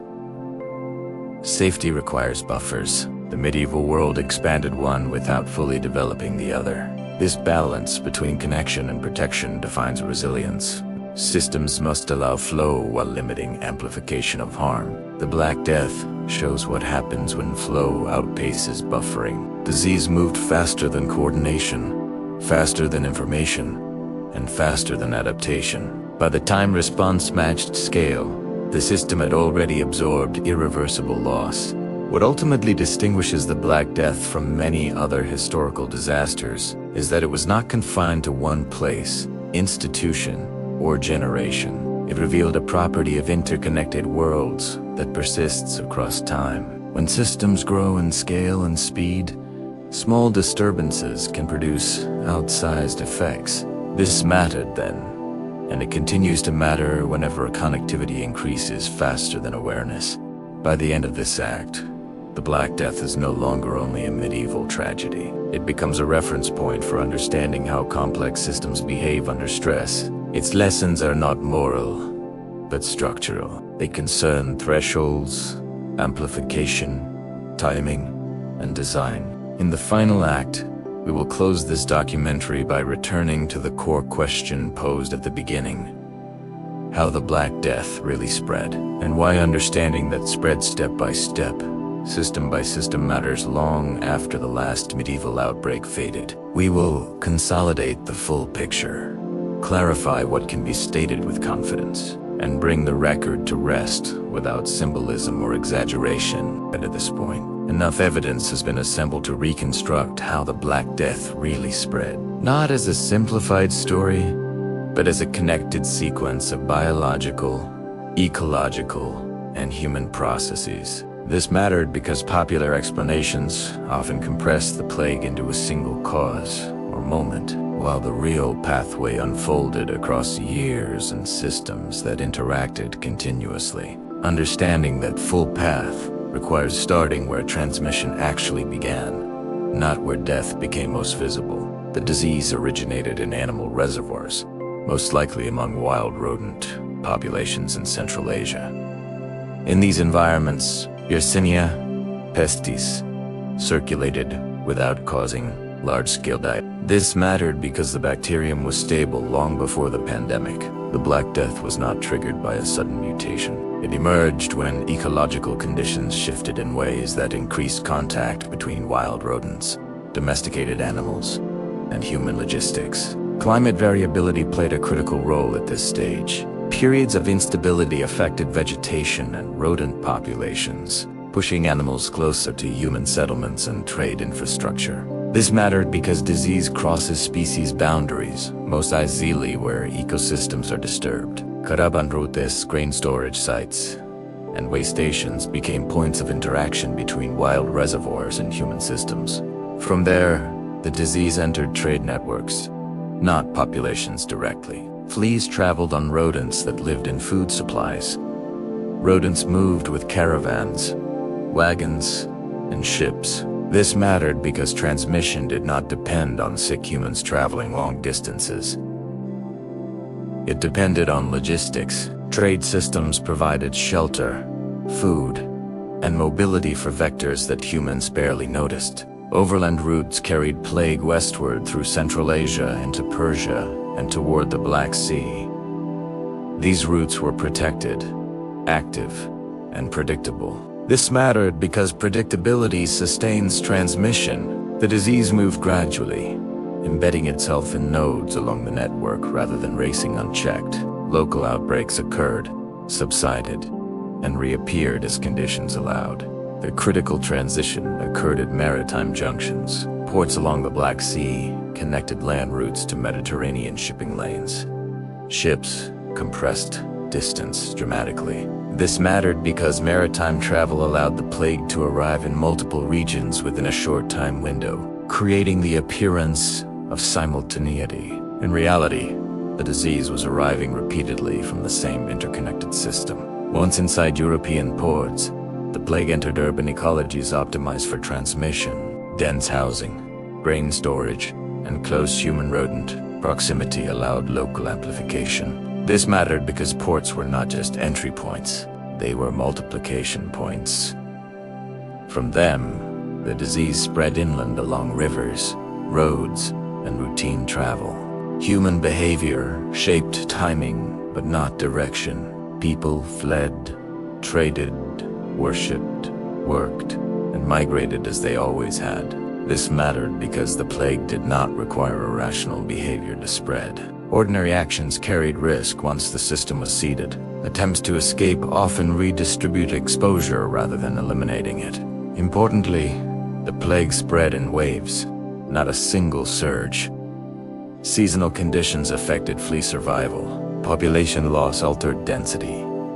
Temporary isolation slowed transmission. This mattered because spread was uneven and episodic. The disease advanced, paused, and returned, adapting to the rhythms of the systems it inhabited. By tracing this full path from reservoir to trade network to urban amplification, it becomes clear that the Black Death spread because multiple systems aligned at once.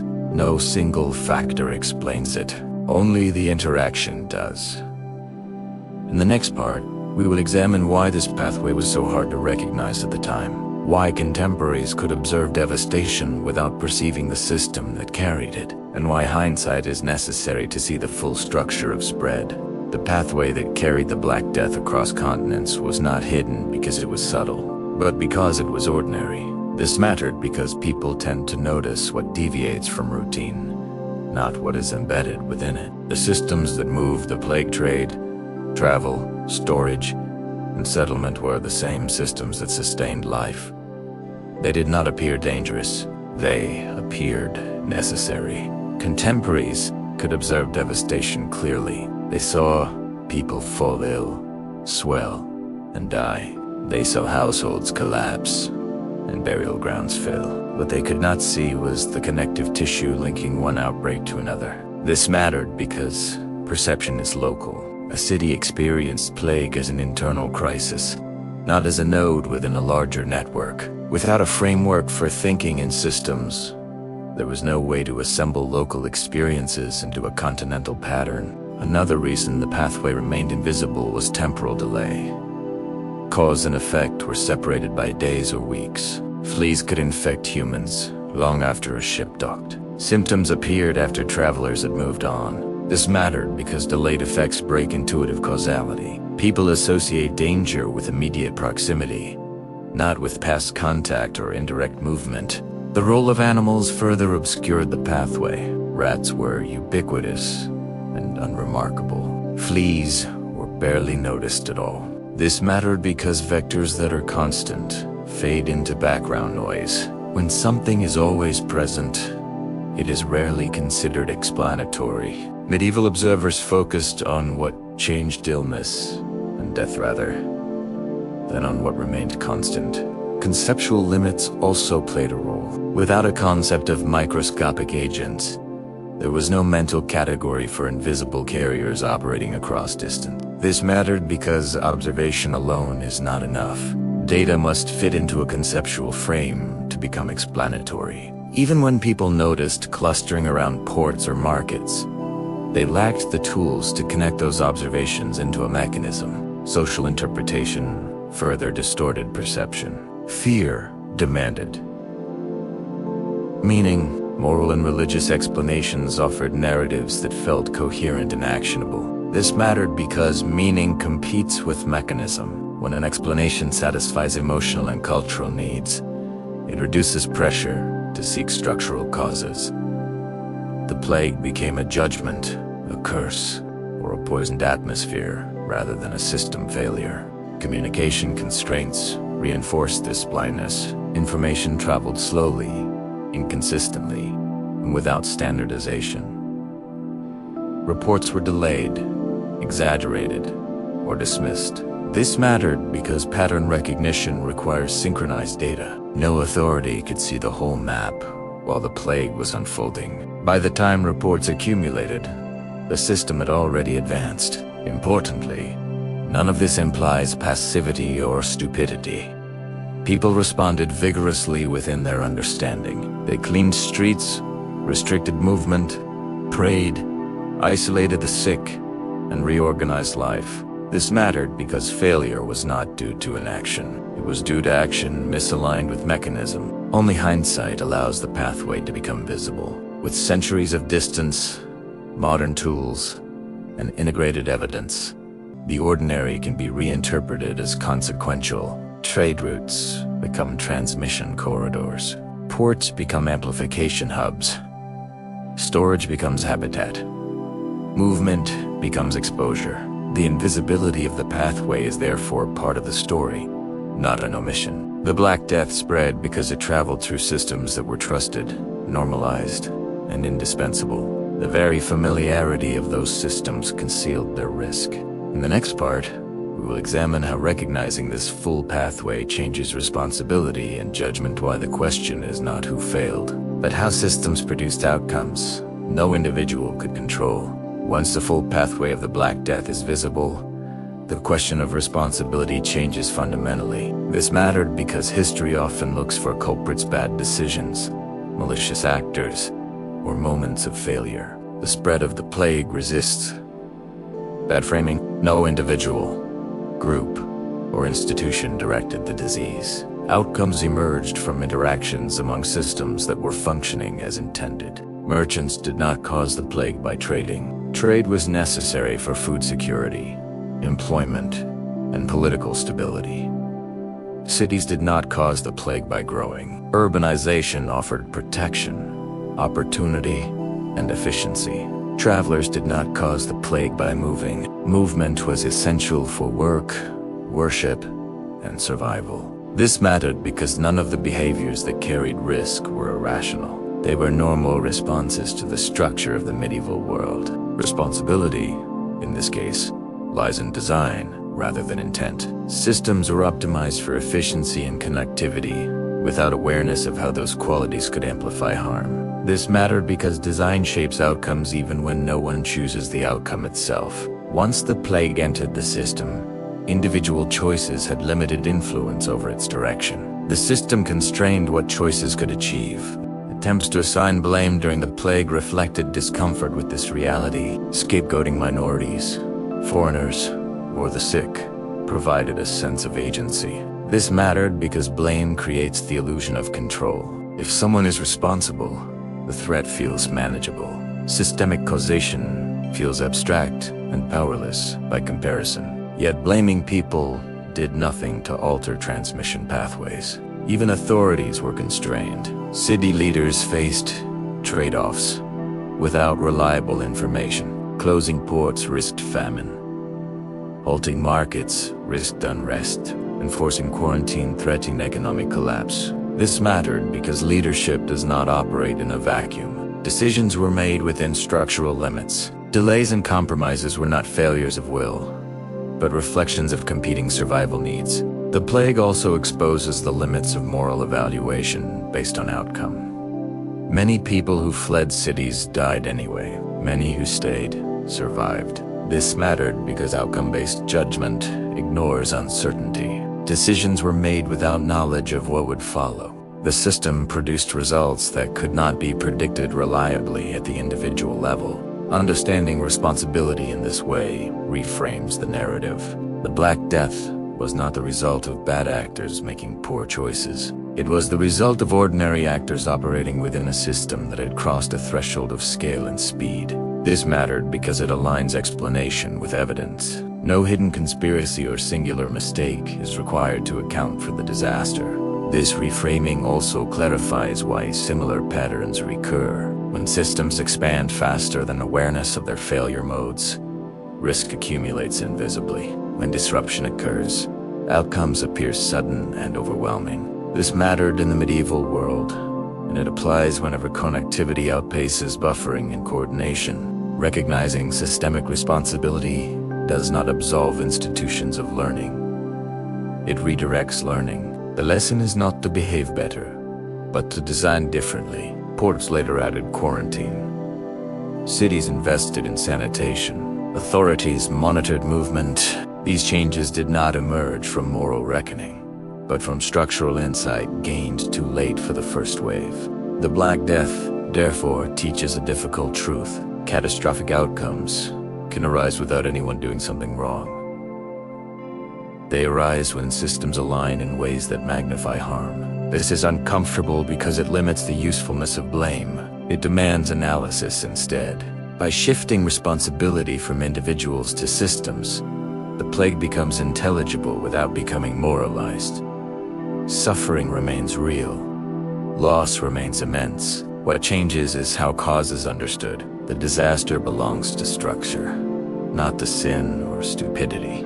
In the final part of this act, we will consolidate the full reconstruction, summarizing the step-by-step pathway of spread in clear sequence, and clarifying what can be stated with confidence about how the Black Death moved, why it persisted, and why this understanding matters beyond medieval history. With all components examined, the spread of the Black Death can now be stated clearly, without compression, symbolism, or simplification. This matters because clarity requires sequence. When the disease is followed step by step, its movement stops appearing mysterious and begins to align with physical, ecological, and social realities that can be named and ordered. The sequence begins outside human society, in animal reservoirs. Plague existed for long periods among wild rodent populations in parts of Central Asia. In this phase, it was stable and limited. This mattered because the disease did not originate as a human crisis. It became one only after ecological and logistical conditions changed. Environmental instability linked to climate variation disrupted these reservoirs. Rodent populations shifted.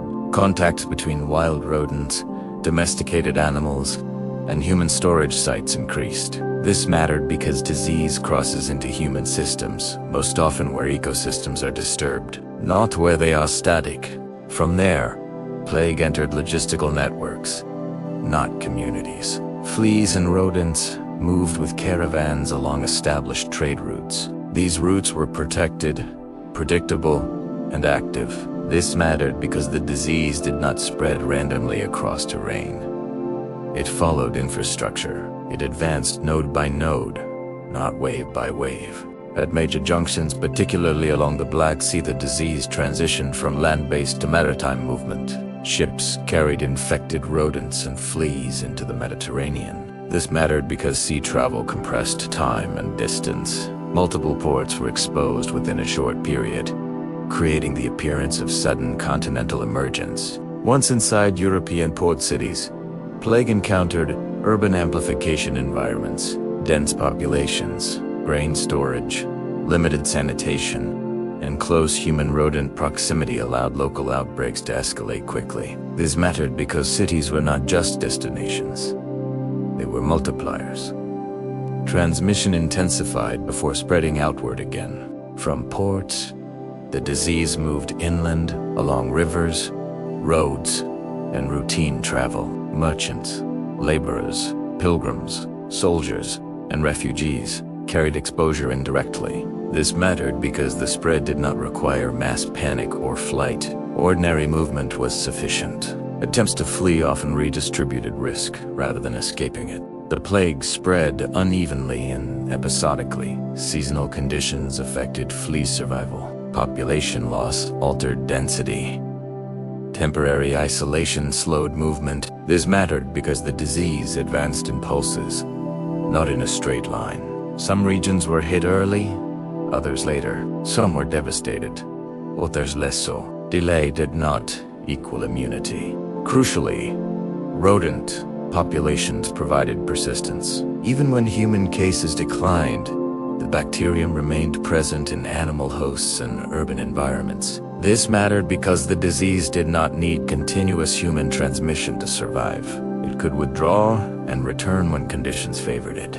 Repeated waves followed the same structural pathways. Trade resumed, cities refilled. Movement continued. This mattered because the system itself remained largely unchanged. Without altering infrastructure, storage practices, and connectivity, the same vulnerabilities reactivated. Throughout this process, human behavior shaped timing and intensity, but not direction. People acted rationally within their understanding and constraints. This mattered because it confirms that the Black Death spread through structure, not through ignorance or malice. The disease followed how the world was built. This full sequence explains why the plague was so difficult to recognize, stop, or eliminate. No single point of intervention was sufficient. The disease did not move in a way that matched human intuition about cause and effect. It moved through delayed, indirect, and distributed pathways. When stated plainly, the Black Death spread was not mysterious. It was complex. Complexity, delayed understanding, fragmented response, and sustained transmission. Only centuries later, with integrated evidence, could the full structure be seen. This completes the Reconstruction. The Black Death spread from animal reservoirs into trade systems, from trade into cities, from cities into regions, and from regions back into systems that allowed recurrence. It persisted because the structures that carried it remained essential. With this act complete, the central question has been answered directly: how the Black Death really spread. In the final act, we will close the record summarizing what this reconstruction establishes with confidence, what it cannot resolve, and why the Black Death remains one of the clearest historical examples of how interconnected worlds turn ordinary movement into extraordinary risk.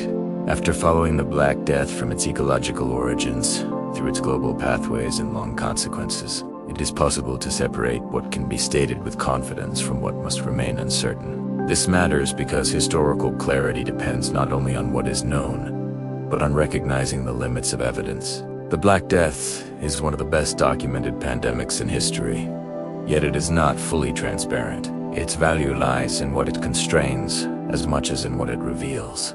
With high confidence, we can state that the Black Death was caused by Yersinia, maintained in animal reservoirs, and transmitted to humans, primarily through fleas, carried by rodents. This is supported by genetic evidence, recovered from human remains across Europe and Asia. This matters because it anchors the entire narrative in biology, rather than speculation. The disease was real, specific, and identifiable. We can also state with confidence that the plague spread through interconnected trade and transport systems, both overland and maritime. The sequence of outbreaks aligns closely with known routes of commerce and movement. Ports were affected first, followed by inland regions, connected by rivers and roads. This matters because it confirms that spread followed infrastructure, not randomness. It is equally well established that the plague unfolded over multiple waves and over an extended period, rather than as a single moment of catastrophe. Mortality varied widely by region, time, and local conditions. This matters because it corrects the idea of a uniform experience. The Black Death was not one disaster, but many, linked by shared systems. Human behavior during the plague is also better understood than often assumed. Archaeological and documentary evidence shows deliberate action. Flight, isolation, care, regulation, and adaptation. This matters because it contradicts narratives of universal panic or helplessness. People responded actively, even when their actions were misaligned with transmission mechanisms. At the same time, there are limits. We cannot reconstruct every pathway with precision. Sources differ on timing, especially outside Europe. Genetic samples are unevenly distributed. This matters because reconstruction operates at the level of systems, not individual journeys. We can trace patterns, not every step. We also cannot fully separate the roles of different transmission modes in every outbreak. Bubonic, pneumonic, and septicemic forms, likely varied by context. This matters because it cautions against oversimplification. The plague was not biologically uniform across all places and times. Finally, we cannot fully access lived experience. Fear, belief, and decision-making are recorded unevenly. This matters because history preserves outcomes more clearly than thought. Interpretation must remain grounded in evidence without claiming access to inner states that cannot be recovered reliably. Despite these limits, the reconstruction is robust. Independent lines of evidence converge on the same structure of spread. Where uncertainty remains, it does not undermine the overall model. Ittre finis Italiano. In the final part, we will bring this record to rest, summarizing why understanding how the Black Death really spread still matters today, and why this medieval pandemic remains one of the clearest mirrors of risk in interconnected worlds. The Black Death still matters because it reveals how catastrophic outcomes can emerge from ordinary systems operating at scale. Its significance does not lie only in the number of lives lost, but in what the pandemic exposes about connectivity, vulnerability, and timing. Understanding how it really spread is not an exercise in historical curiosity. It is a way of seeing how risk behaves in interconnected worlds. What the Black Death demonstrates with unusual clarity is that danger often travels through what societies depend on most. Trade routes, ports, markets, and cities were not failures. They were successes. This mattered because success concealed vulnerability. Systems that worked reliably for decades became carriers of harm when conditions shifted. The pandemic emerged not from breakdown, but from normal function exceeding safe thresholds. The reconstruction also shows that early warning is rarely obvious. Signals appeared as isolated outbreaks, seasonal illness, or distant rumors. This mattered because waiting for certainty delayed action. By the time the scale of the threat became undeniable, the system had already transmitted it widely. The Black Death illustrates that decisive moments often occur before clarity, not after it. Another enduring lesson concerns scale. The plague spread faster and farther than medieval societies could coordinate response. Information lagged movement. Authority lagged exposure. This mattered because coordination is always slower than transmission in large systems, unless designed otherwise. The medieval world lacked mechanisms to synchronize perception with reality. Modern societies have more tools, but the structural challenge remains. The Black Death also reframes responsibility. It shows that catastrophic outcomes can occur without anyone making a clearly wrong choice. People acted rationally within constraints. Systems produced results that no individual intended. This mattered because it shifts focus from blame to design. Understanding risk requires analyzing how systems amplify harm, not judging the people inside them. Importantly, the plague did not produce a single lesson. It produced a pattern. Interconnection increases both capacity and exposure. Efficiency reduces slack. Stability hides failure modes. When disruption arrives, it spreads along the same paths that enabled prosperity. This mattered then, and it continues to matter whenever networks expand faster than buffering and awareness. The Black Death remains relevant because it is unusually well preserved in evidence. Genetic data, archaeology, climate records, and historical documents converge on the same structure of spread. Few events allow this level of reconstruction. That makes the plague not only tragic, but instructive. It serves as a baseline case for understanding how pandemics behave when systems, not pathogens alone, drive outcomes. With the record complete, the story ends without symbolism or moral conclusion. The Black Death was not a punishment, a curse, or an anomaly. It was a system-level failure revealed by scale. Its lessons are not ancient. They are structural. If this SleepTide documentary helped you follow the story clearly from beginning to end, consider liking the video and subscribing for more calm, factual narratives designed for late-night listening. In the comments, tell us where you are watching from and what time it is there. And add this question: which part of the Black Death spread surprised you most once you saw the full sequence? Thank you for listening.